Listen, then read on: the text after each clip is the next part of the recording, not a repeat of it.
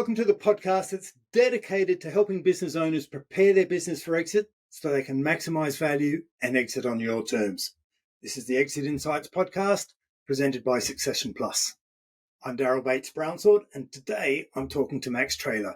Max is based in Boston, and Max is a specialist in helping professional service firms really turn their service into a product is my summary, but don't listen to me. Let's hear from Max, and welcome, Max. Thanks for joining us today. Yeah, cheers. I like the way you said it. Yeah, turn the service into a product. Sometimes I use that big word, productize, but it doesn't need to be used. I just think of it as, look, a lot of people are running around delivering a service differently every time. And we're well aware that you can't make and deliver a product differently every time, generally. And so that's the mindset. How do we take services that are generally difficult to predict profitability, timelines, expectations, and make it into something that is predictable, recognizable, and sellable for the sake of intellectual property and valuation? I think that's your thing here. That's what makes it repeatable, sellable, and gives another person the ability to run that company rather than losing the only person that knows how to do it. Yeah. And I think to understand how we are or why we are where we are now, we've got to look back to the evolution of the economy. Like we started with a goods-based economy. And as we evolved into a service-based economy, primarily a lot more doing service, people were using themselves as individuals and going, hey, look, it is this individual application. It's all about me that makes it different. We've ended up to the point where now we've got professional service firms, incredibly successful, and some of them, wondering why they're pretty hard to sell because their whole business premise is based on a whole stack of individuals being creative that aren't replaceable. And so, to the point where we're talking to your classic accountants and lawyers who their business models or their business valuations are quite low and just, one times revenue as low as, just because they are dependent on key people and a key person making up the process, starting from scratch every time. There's no consistency, there's no predictability, and the reliability is based on personal reputation.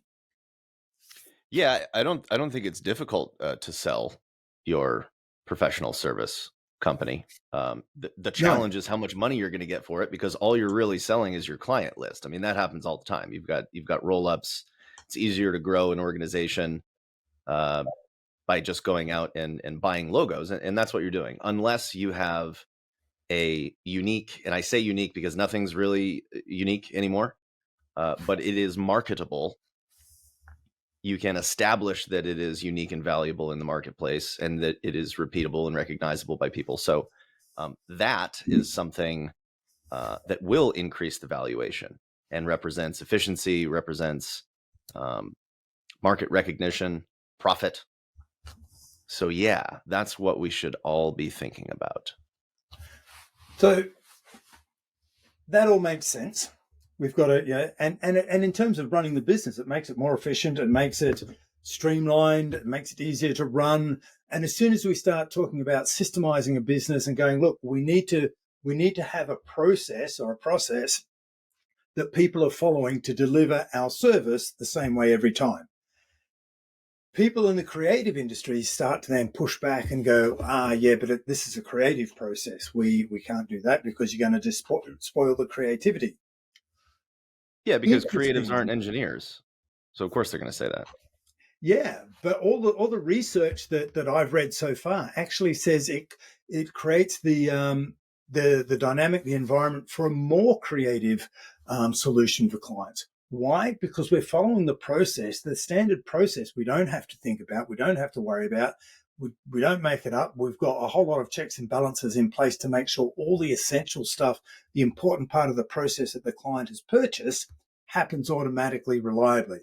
And the key part of what we do, the real little insight, is where we're free to be creative, and all that other burden is removed. So we do end up being more creative. Yeah. Well, how much creative energy do you have when you're confused and stressed? Not a lot, exactly. because of lack of, and I actually did a study into creative energy levels. It was the psychology of consultant study. We did it last year. And we intended to study things like perfectionism and burnout, workaholics, and that sort of thing. Yeah. We actually found a lot of information on creative energy levels because that was one of the things that we were asking about. And I was working with this brilliant PhD in psychology and predictive analytics. And so he started to come up with these equations to predict people's levels of creative energy as they made certain key business decisions, how many clients they were working with, how many service lines they had, whether or not they planned their week on Monday or the Friday before, things like that. So it was really interesting. But I tell you, the biggest thing that I look for in a professional service company, and I'm just talking about from purely, I'm not talking about your business model, that's your business, but purely from a complexity standpoint. Do you have one service process or do you have many? It's the menu of services versus I've got one process. Now you could be doing 5 things, but having a menu of 5 things and saying, okay, client, you get to pick.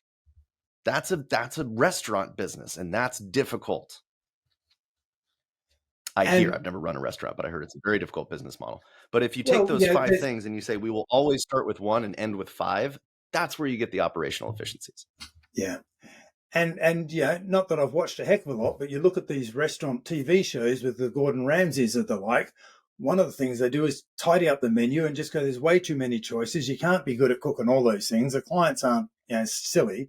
They'll figure that out. You have a much shorter menu and clients can pick and choose. You got an easier choice because it's not so wide. And there's half a chance you can manage your kitchen better because you've got less stock and you've got less meals to prepare. Chances are you're going to be good at those meals.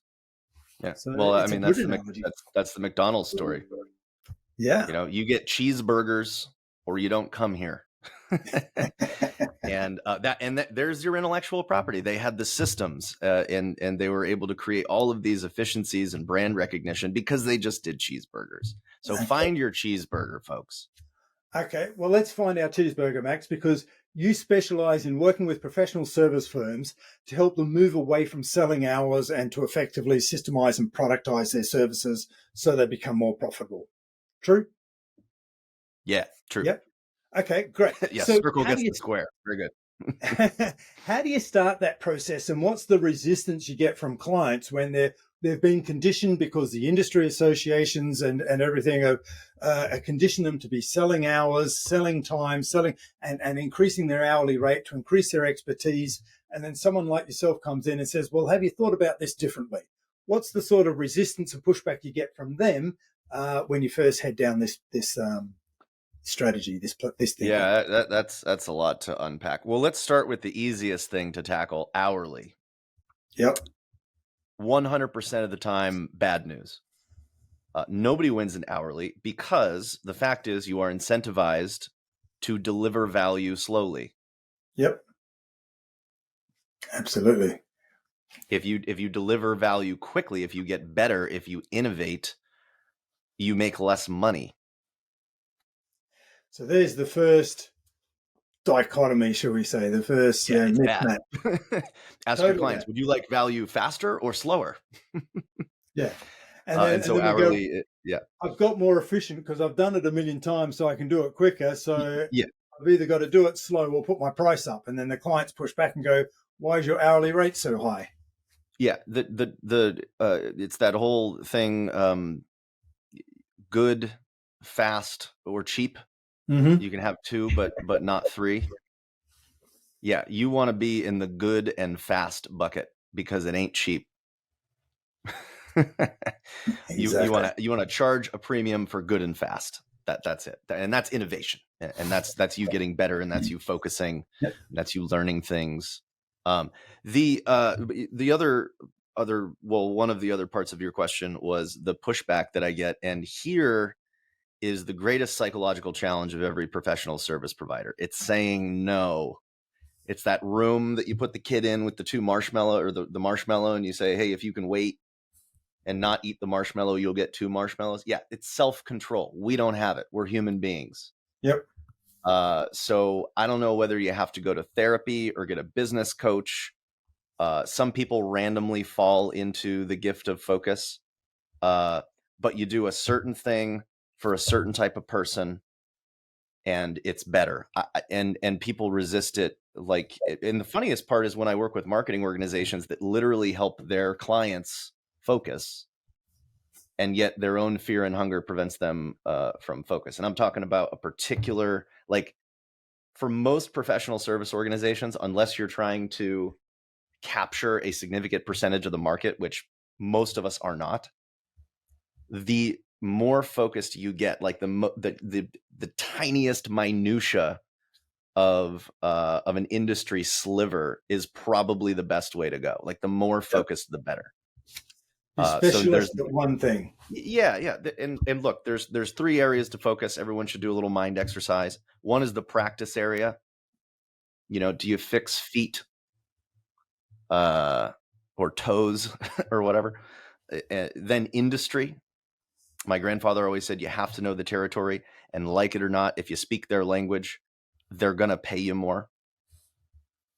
Also, people should not be paid to learn someone else's business. People should be paid for access to a lifetime of accumulated knowledge. So industry is number 2. And the one that I love, because it makes deals happen faster, is situational. It's like the third dimension of focus.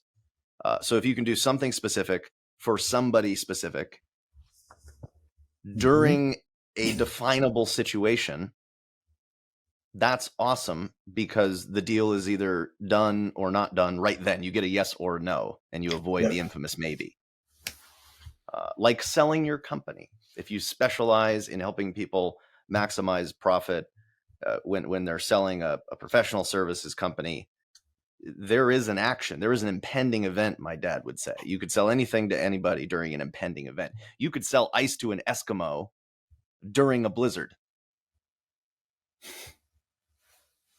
The good ones. Impending events. So the impending event, and we refer to that as it's the classic, the urgency versus important. Yeah. You can have something that's really important, but if there's no impending event, if there's no urgency, they'll go, yeah, look, it's really, not yet. Let me just do this first. I just need to get this in order, and I just sort that, and then I'll come back to you. But if you've got an event that we need to get hit by, then you've got some urgency, and there's a motivation to get started. Yeah, look, and 99% of your listeners are going, yeah, but this Max guy, why not get the client a couple months before they want to sell, so that when they do want to sell, I'll be right there. Yeah, the only problem is opportunity cost, because we're human beings. We only have so much time.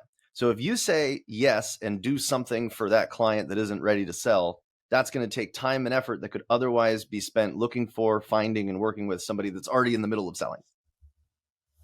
And so it's the kid with the marshmallow thing, and we all eat the marshmallow. It's just a human thing. So that's the pushback. It's irrational, but it's a thing. It's psychological. Yeah. We are driven by fear and hunger. So mostly. We don't want to be selling time, or hours especially, but we don't want to be selling time because it's a conflict of interest, essentially. It's encouraging us to slow down the delivery of whatever we've promised to do for our client. Because as a service provider, we're selling something intangible. There's no, they can't touch it, they can't feel it. If I'm picking up my mobile phone, I can feel it, I can see what I'm buying, I know what it does. But if I'm selling an intangible, it's the promise that something will be better when we've completed. Yeah. Yep. And so how we're moving away from selling time to produce that experience or that promise. How do you package things up? You're working with a client, they've gone, yep, okay, Max, I like the idea of this shift away from hours or time, selling time. How do I do it differently? Yeah. Well, you asked me, so the answer is you're selling intellectual property. Yep. You're selling the asset that is your knowledge. And you asked me before the show, like, what does that mean? And I think in a business sense, in a professional service company, when you are selling intellectual property, there's 2 pieces to it. One is your accumulated knowledge, your business acumen, the things that you know. Second to that is you have to have a process to turn that knowledge into value for companies. Mm-hmm. So it's both knowledge and process. You need both. People without process are just selling their knowledge. They're the speakers or the writers, right? That's knowledge without process. So I think you need both to have a valuable asset in a professional service organization that you use to command price premiums and deliver value quickly. And the great part about intellectual property is, by definition, as you wield it, it gets more valuable. So You learn more. yeah, I'm thinking deeply about this as you're speaking. So you're challenging me, which is I'm absolutely loving. So we need the knowledge on how to solve the problem for the client. But what you're saying is, I think, is you also need the process to say to the client, yeah, look, I understand the situation, but not only do I understand it, I've solved it so a number of times before, many times before, to the point where I've got a process that I follow. So you know that I'm going to be able to do it efficiently. I'm not making it up. I'm not winging it as I go along. So I've got a process. Here's my process. Yeah, and that will give them more confidence that the process of solving their problem will occur smoothly and efficiently. Yeah. Yeah. I mean, if we Yep. want to go, so yes to the way I said it, yes to the way you said it. I mean, we can explain it in a number of ways. Yeah. You know things, but it only becomes valuable when you apply a client's situation. And that is the professional service process. It generally Yep. boils down to alignment and then some sort of benchmarking their capabilities. And then you create a plan. Yeah. That goes round and round. It does, and we want to get beyond the experience where a professional service person is in a sales meeting, and what they often have to do is they say to the client, "Hey, Mr. Client, look, you need to buy me. I can fix your problem. I've done this again and again. I've done it a number of times before, Mr. Client. Buy me, buy me, buy me." And we want to make, because that's still selling me, buy my time, and we want to create that shift. And we want to create that shift where we're going, instead of saying buy me, we want to be able to explain our process. We want to be able to explain to the client how we will solve it. Once we understand the problem from them, explain to them how we will solve that problem for them. And then that'll give them confidence. So now I'm selling the process. I'm not selling myself. So Yeah. that's, if I'm understanding, is how you're suggesting we can make that shift. And it all starts in, well, we have to do our homework beforehand, but the conversation starts in that sales process with the client, to not sell myself, but to sell my process. Yeah, I mean, if you want to get technical about it, I don't think you're selling you all they care about is the result. They don't, Well, they yeah, don't care. I think it's more of a, an inward look. Because yes, the mindset shift is, you're not buying Daryl. You're buying the thing that Daryl created, that we pulled out of Daryl's mind. And by the way, it doesn't matter who, does it. It's there, and you're going to get this value. They only care about the value. yep. And so Well, they care anybody about that is their problem complaining being about how they solved. get the value is, Yep. They just want it done efficiently, effectively, and they don't want that pain or that problem anymore. yeah, great. And if they paid hourly, I wouldn't be able to keep the lights on, because I'm gonna do it like that, because I'm brilliant and I've been doing it for years. And you've been doing it for years, and you've got efficient and effective at it. But the value. So let's talk about value, because it's the client that determines the value, isn't it? The fact that you've learned and you've experienced, you've got so much practice that you can deliver it like that, you can deliver it quickly. It doesn't reduce the value to the client, because it's still a problem for the client that they need solving. Yeah. I always I drew a nice little picture of this in my book. I'm always after price premiums. Yep. So I want to expand my personal freedom. I want to play golf. I want to hang out with my kids. So the key is a price premium, being able to charge more and more for your knowledge. And for a long time, I was looking at value-based pricing. I thought it was all about value. I thought that was the whole equation. Value equals price premium, but it does not, because there's a second piece that is the anti-value. and it has nothing to do with you and everything to do with your competitors. Price premiums equal value over replaceability. Okay. It does not matter how valuable you are or how valuable your clients perceive you are if you can be replaced. Yep. So you've got to be different. You've got to, and we touched on uniqueness before, and we used to have a UPS, but I think that's overdone like crazy. But we've got to be able to define, I guess, what's different about if you're working in an industry that is an established, mature industry where there's lots of people providing a similar solution to yourself, then what I'm hearing you say is you've got to somehow either niche down to a really small area of expertise. And the more different you are, the more definable you are. By definition, different equals valuable. So if you're perceived as the expert in this particular niche, someone is going to pay more for it rather than a general. Yes, there are two ways. One is to get more specialized. Yes, go deeper into a specialty. And so you could say, well, I am, the only specialist around that had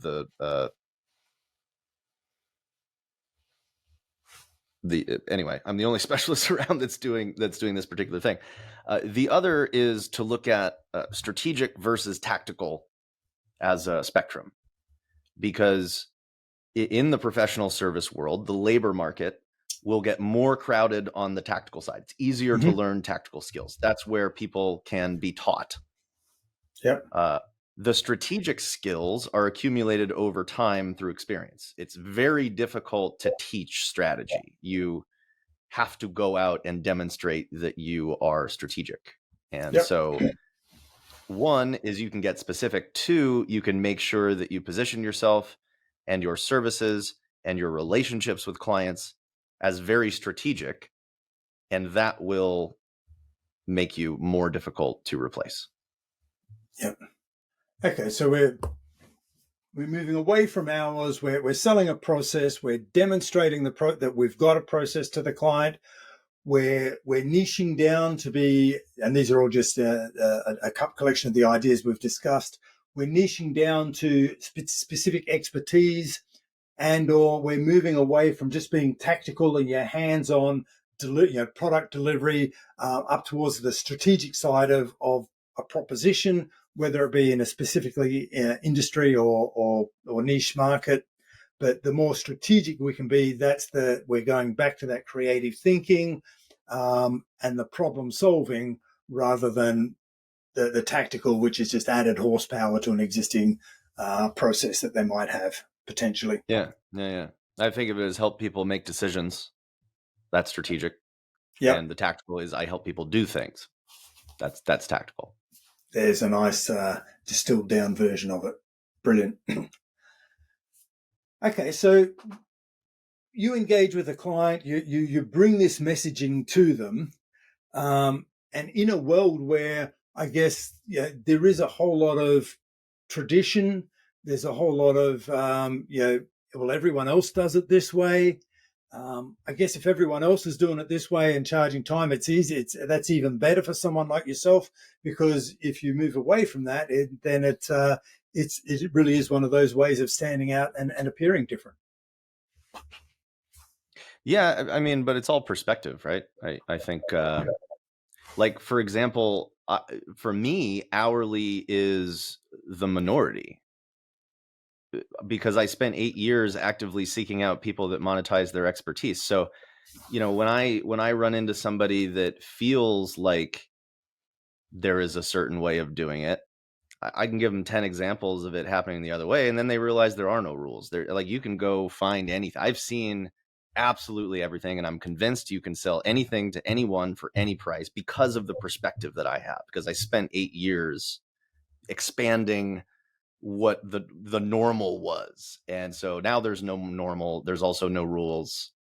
And I like to just encourage people to step back and think about the personal life that they want with no rules. Do you want a 2-day work week? a 3-day work week? Do you want to take 2 months off? Like, what do you want? And then you back into a business model. And oftentimes you'll find yourself in a model that seems crazy at the time, but then you spend 10 minutes looking out there in the world and you can find a handful of people doing it and doing it well. And it'll seem crazy until you start putting steps in place to make it happen. Because that's how we realize visions. Yeah. And it's funny. I try to remain focused and specific. And people will say, "Oh, I've never heard of anybody doing what you're doing." And I'm like, "Oh, you must not have seen my LinkedIn post where I tagged my top 20 competitors that do exactly what I do." So yeah, it's perspective. Okay. So Max, what are your thoughts when you're working with a client and the client says to you, "Hey, look, love to do this. We've gone and tested it a couple of times with our clients," and the client pushed back and said, "Yeah, we can get it cheaper elsewhere." How do you advise your client when they're getting that pushback and they're asking for help? Find a different client. I think it could be your fault, and it usually is your fault, because if they say, "I can get this for cheaper elsewhere," then you haven't maintained your status as a strategic partner. You've fallen victim. You probably said yes to some tactical project. Possibly. And that's your fault, because it's your responsibility to remain strategic, knowing that you are defined by the most tactical thing you say yes to. Because people like to marginalize other people. That's what humans do, because especially people in corporate, because they grew up doing this. They're trying to get up and push other people down. So if you are a marketing strategist and you write something like an email for a client, you will then on be defined as the email copywriter person, because it's the most tactical thing that you said yes to. So if they're saying, "I can get this cheaper elsewhere," you have made a mistake somewhere along the line. Now, the only thing to do, because you cannot reclaim your status as a strategic partner, you can only go down, you can't go up. Once you're the email writer person, you will never be paid for strategy, which is also why I don't buy into this, "Oh, let's get a small project and then we'll expand the relationship." No, you go in and you do the most strategic thing first, and then you stay there, and you add vendor evaluation to your to your scope of work, which is like a cheat code for not being vendorified. Anyway, that's a side point. But yeah, you can't hang on to relationships that view you as tactical. That will bleed into your organization. That will bleed into your people. Your people will leave. They will start displaying behavior of tacticians and not strategists. It's like a cancer. And so you get rid of those clients, which is why it's so important to have an overflowing pipeline of new business. Not enough business, overflowing pipeline. Oversubscribed, as Daniel Priestley calls it. Yeah. We keep demand above capacity. That's where price premiums live. That's where you can say no to clients that aren't a perfect fit, and that's how you retain talent in the professional services game. If you're not retaining talent, you're dead. Yep. Okay, so look, we've played with a few things. We've gone, "Hey, look, we need to, if you want to get a premium for your business, you need a premium position in the marketplace. You need a premium reputation." That comes along from not selling time. It comes from having some standard ways of doing things for capturing and presenting your talent, your expertise to the client, and niching down. We've covered that spectrum of process and going, look, this is all about, unless you're really looking for scale and continuity of scale, this is great for boutique and niche businesses that can really scale down and get a premium in their area of expertise. But if we were to capture the one nugget, Max, that you think that you really want everyone to take away from our conversation and go, here's the golden nugget. This, if you just do one thing from what I've shared today, what would you want them to remember? Get rid of the menu of services and have one singular client process. Absolutely, hands down, that is the one thing. So going back to that point about focus, it's just have one thing. Yeah, the cheeseburger. Yeah, one cheeseburger. Well, look, that's great advice, Max. Thank you. Really Well, appreciate. people don't like that advice because it's the most terrifying thing to do. What about all the other services? Yes. What are we missing out on? And it's that human tendency, isn't it? We tend to be more worried about what we don't have than appreciative of grateful for what we do have. Yeah, we're all just kids eating marshmallows. Brilliant. Hey, Max, thank you. Look, I really appreciate you sharing your insights with us and how professional service providers can go about and start thinking about how they can think differently around what they bring to the marketplace, how to productize our services, call it what we like, but we've got to move away from selling time if we want to exit on our terms. Cheers. Thanks, Max.